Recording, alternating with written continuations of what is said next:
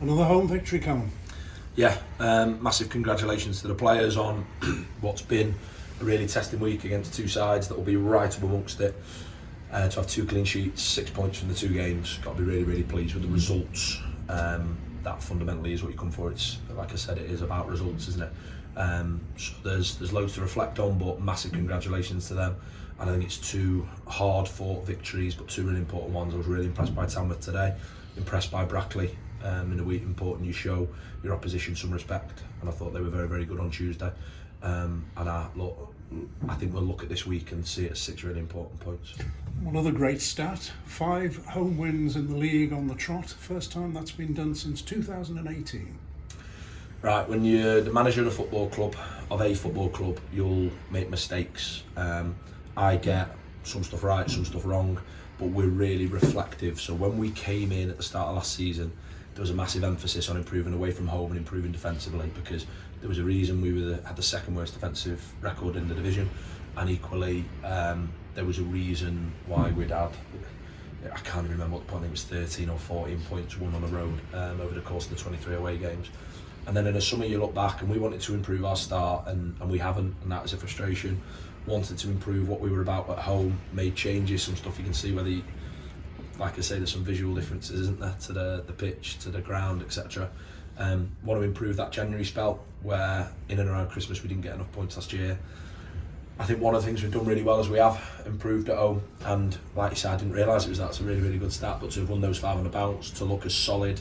I'm not overly delighted with the performance today. I think there's a lot that I want us to be better at, but fundamentally, I keep saying it, I keep reminding myself it is about results, particularly at this level, and being solid, and I thought we will really value the 6 points we've got this week.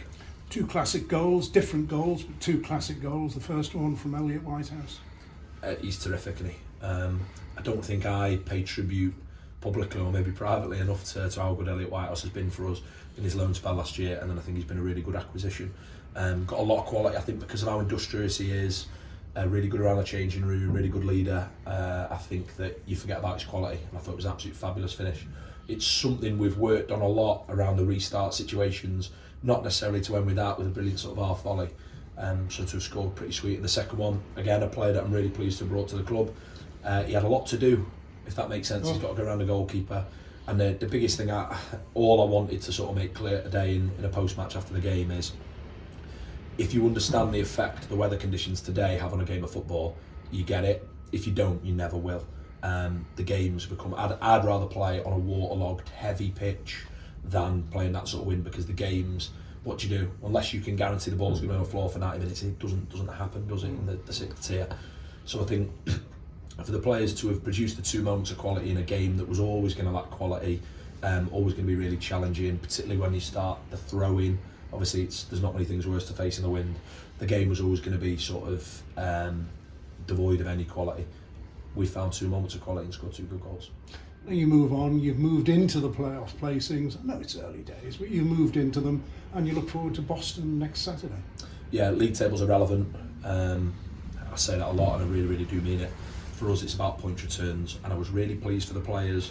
You know what, looking forward to training on Tuesday. It'll be the first Tuesday morning training session we've had, the first scheduled week that we've had without a midweek game for what feels like so long, and I do believe that's us at our best. So congratulate the players on what they've done over the course of that run of away games. What we've put is 6 points in terms of the start of this block of games. We've got 4 more, 2 of those will be at home, 2 of those will be away.